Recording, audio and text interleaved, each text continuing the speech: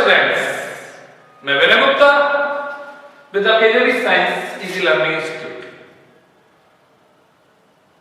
तो बहुत मेहनत से तैयारी कर रहे होंगे आप, क्योंकि 13th को जो आपका साइंस बोर्ड एग्जाम्स का पेपर है, आसानी से आप उसमें 95 प्लस मार्क्स ला सकते हैं। पर उसके लिए आपका सिस्टमेटिक शेड्यूल आपको बहुत हेल्प करेगा मार्क्स लाने के लिए।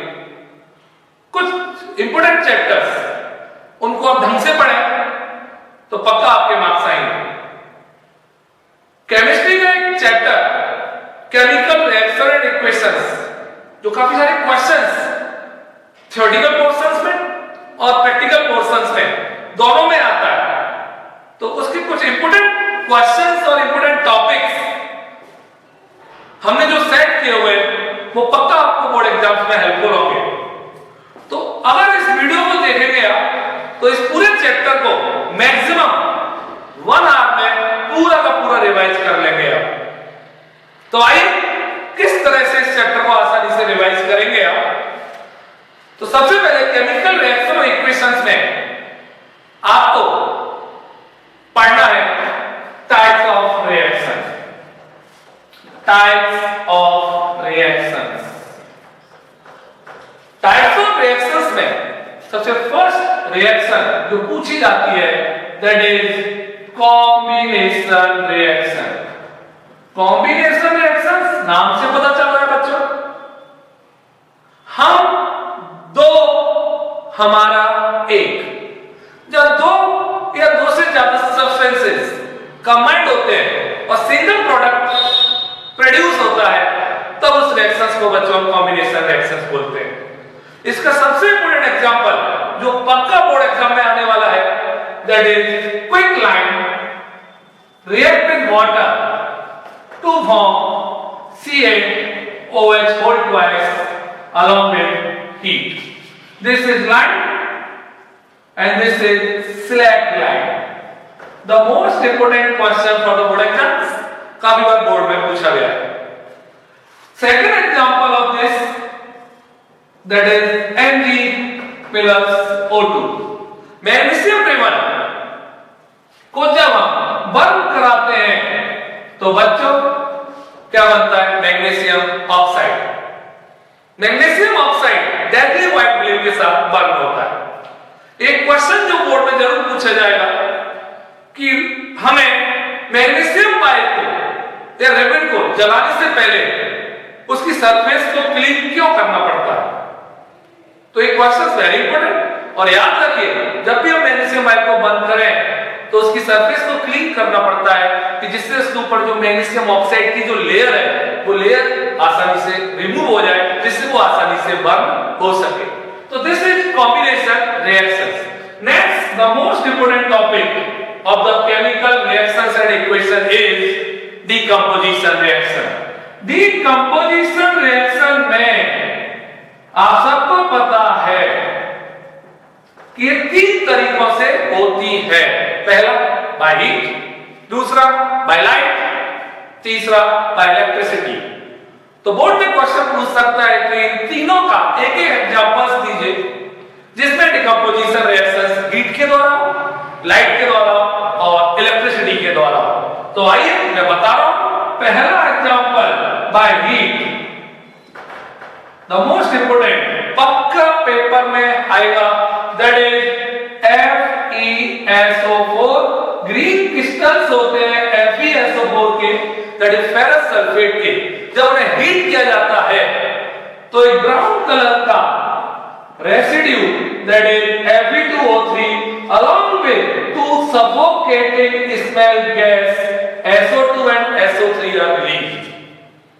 पक्का एक क्वेश्चन बोर्ड में काफी बार पूछा गया। This is called decomposition by heat, that is thermal decomposition. One more example of decomposition by heat is lead nitrate. When lead nitrate is heated, then a residue PbO is produced along with a brown color gas NO2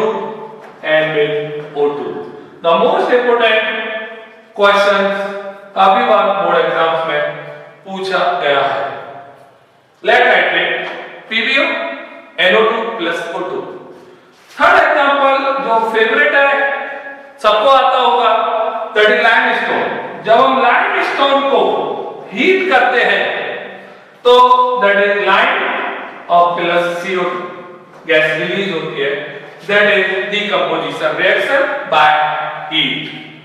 now by light, one example is in the book, that is silver chloride or silver bromide. The fixed questions: AgCl when exposed to sunlight, Ag plus Cl2. AgCl is white color powder. When exposed to light, it convert into the black or gray silver color. Silver along with the chlorine. This is the decomposition by light. Third example of reaction is by decomposition reaction is by electricity. Electricity, the most important simple example, decomposition of water by electricity, that is electrolysis of water. That is electricity, 2H2 plus O2. very important question पूछ सकता है कि hydrogen किस electrode पर पैदा होती है बच्चों, तो hydrogen at cathode and oxygen at anode. एक क्वेश्चन और पूछ सकता है यहाँ पे कि जो हाइड्रोजन का वॉल्यूम होता है वो ऑक्सीजन के वॉल्यूम से डबल होता है, तो याद रखिए because water, the formula of water is H2O, the ratio is 2:1 of hydrogen and oxygen. तो ये थी आपकी बच्चों decomposition reaction. Third reaction is displacement reaction. Displacement reaction बच्चों केमिकल रिएक्शंस और केमिकल इक्वेशंस में भी पूछी जाती है और मेटल्स एंड नॉन मेटल्स में भी पूछी जाती है, और सबसे बड़ी बात थ्योरी पोर्शंस में भी आती है और प्रैक्टिकल पोर्शंस में भी क्वेश्चंस आते हैं। डिस्प्लेसमेंट रिएक्शन आप सब जानते होंगे, the reaction in which one more reactive element displaces the other less reactive element from its salt solution. इसके एग्जांपल्स बहुत इंपॉर्टेंट है और इसका पहला एग्जांपल जो है that is CuSO4, copper sulphate का जो ब्लू कलर का सॉल्यूशन होता है, अगर हम उसमें आयरन की स्ट्रिप को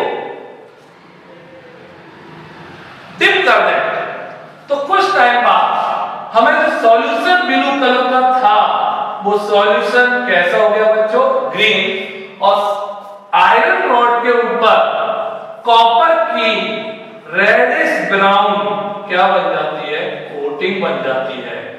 इस रिएक्शन में Fe is more reactive than copper, so it displaces copper from copper sulfate solution. एक और एग्जांपल इसका FeSO4 ग्रीन कलर का सॉल्यूशन होता है, जब हम इसमें Zn की स्ट्रिप या Zn का रॉड डालते हैं तो कुछ टाइम बाद ये सॉल्यूशन फेड होने लगता है, फेड लाइट होने लगता है, कलरलेस होने लगता है, क्योंकि क्या बन जाता है बच्चों, ZnSO4, और जो Fe होता है उसकी कैसी कोटिंग, ग्रे कोटिंग जिंक के ऊपर डिपॉजिट हो जाती है।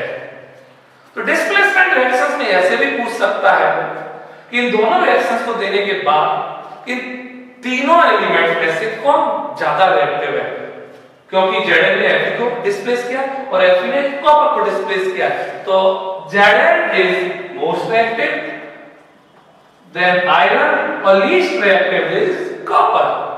This is the displacement reaction. Next reaction is reaction number 4. Reaction number 4 is double displacement reaction.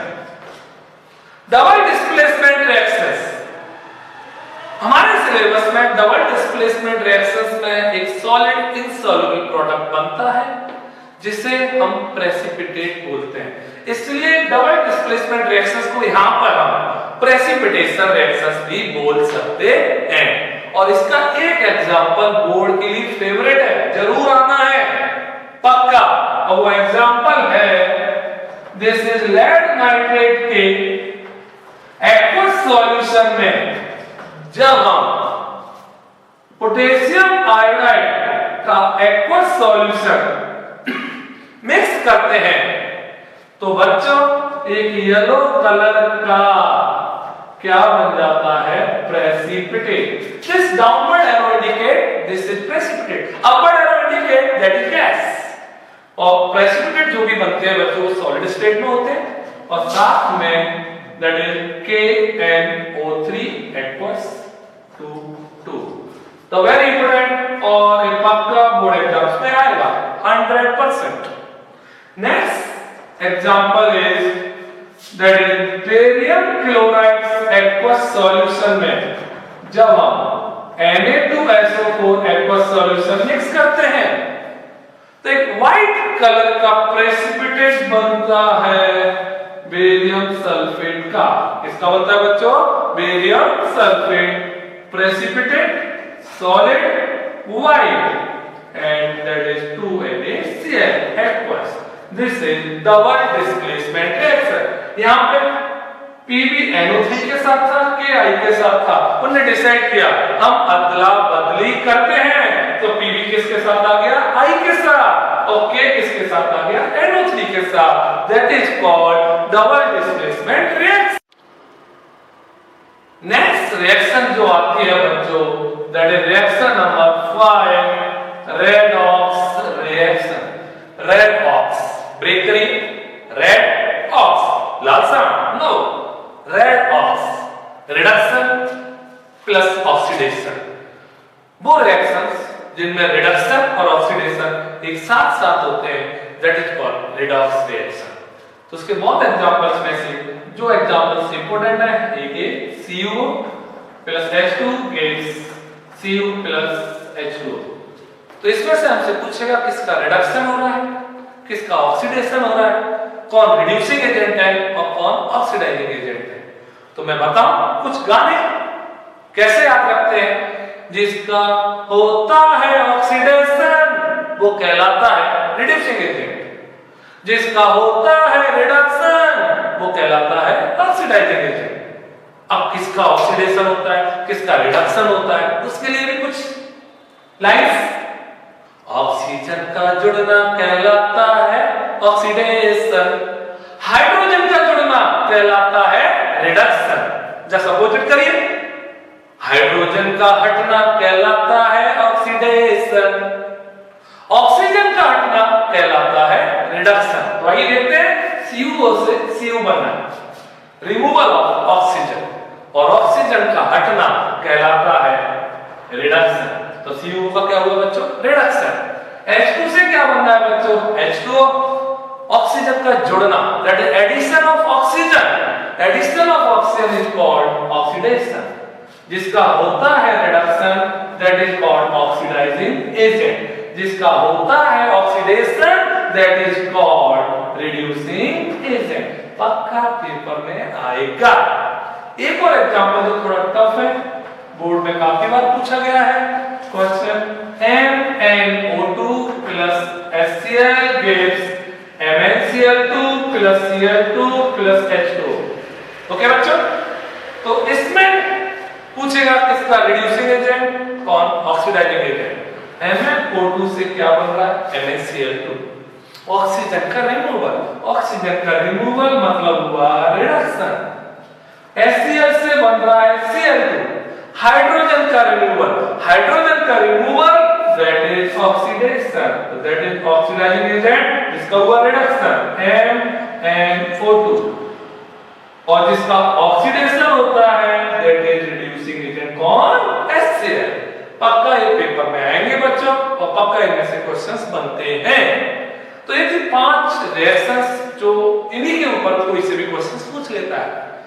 कुछ रिएक्शंस जिनमें हीट रिलीज होती है उन्हें हम एक्सोथर्मिक रिएक्शंस कहते हैं, जैसे रेस्पिरेशन इज एक्सोथर्मिक रिएक्शन। आप सबको पता है कि रेस्पिरेशन एक्सोथर्मिक क्यों होती है, क्योंकि इसमें हीट एनर्जी रिलीज होती है। इसी तरह कुछ रिएक्शन जिनमें एनर्जी एब्सॉर्ब होती है, that is called endothermic reactions. Mostly decomposition reactions are endothermic except one, that is decomposition of vegetable matter. Decomposition है बट फिर भी वो एक्सोथर्मिक होती है। नेक्स्ट जो टॉपिक आपका पूछा जाता है इस चैप्टर में से, रेंसिडिटी बहुत आसान है, सबको पता है फूड का स्पॉइलिंग हो जाता है by the oxidation of air. तो ये सबसे इजी टॉपिक है रेंसिडिटी। आपने देखा हो पोटैटो चिप्स नाइट्रोजन पैक की जाती है, ड्राई फ्रूट्स में नाइट्रोजन गैस पैक की जाती है क्योंकि नाइट्रोजन गैस थोड़ा इनर्ट होती है, इनएक्टिव होती है और वो ऑक्सीजन को एंट्री करने से रोकती है फूड आइटम्स में, जिससे फूड का ऑक्सीडेशन नहीं होता। नेक्स्ट टॉपिक जो आता है दैट इज कोरोजन। पक्का कोरोजन टॉपिक जो है बच्चों वो केमिकल रिएक्शन और इक्वेशंस में भी और मेटल्स एंड नॉन मेटल्स में भी। तो इसका जो पहला टॉपिक है वो है रस्टिंग ऑफ आयरन। और रस्टिंग ऑफ आयरन में याद रखिए बहुत इंपॉर्टेंट, रस्टिंग ऑफ आयरन में रस्ट का फॉर्मूला पूछता है और रस्ट का फॉर्मूला होता है Fe2O3.SH2O। इसका केमिकल नेम पूछता है 1 मार्क्स में, that is hydrated ferric oxide. Hydrated ferric oxide. कुछ क्वेश्चंस पूछे जाते हैं इसी टॉपिक में कि सिल्वर कॉइन के ऊपर ब्लैक कलर की लेयर आ गई, सिल्वर ऑर्नामेंट्स काले पड़ गए, तो उनके ऊपर कौन सी लेयर आई? तो याद रखिए सिल्वर के ऊपर किसकी Ag2S की कैसी लेयर बनती है? ब्लैक कलर की लेयर। कॉपर, कभी आपने कॉपर की यूटेंसिल्स देखे हो, कॉपर की रिंग पहनी हो, थोड़े दिनों बाद ग्रीन कलर की एक लेयर बना लेते हैं। That green colour layer is basic copper carbonate. काफी बार पेपर में पूछा गया है कि सिल्वर पर ब्लैक कलर की लेयर का नाम बताइए, सिल्वर सल्फाइड। कॉपर पर ग्रीन कलर की लेयर का नाम बताइए, बेसिक कॉपर कार्बोनेट। और इन दोनों का बनने का रीजन जो है वो क्या होता है बच्चों? That is corrosion. तो ये थे आपके बहुत इंपॉर्टेंट क्वेश्चंस केमिकल रिएक्शन और इक्वेशंस में। जब आप इस वीडियो को देख लेंगे तो आपको लगेगा कि एक चैप्टर मुश्किल से आधा घंटे में पूरा क्या कर देंगे आप, इसे बताइए रिवाइज। हाँ, नेक्स्ट वीडियो में मैं आपको ट्रिक्स सिखाऊंगा इक्वेशंस को बैलेंस करने के लिए। तब तक आप इसको रिवाइज करिए और आगे के चैप्टर्स को पढ़िए। बट याद रखिए अगर आपको कोई भी प्रॉब्लम आती है या आपको लगता है कि सर इस टॉपिक की वीडियो अगर हमें मिल जाती तो काफी अच्छा रहता, तो मैं ट्राई करूंगा और वो आपको जरूर सेंड करूंगा। और अब तक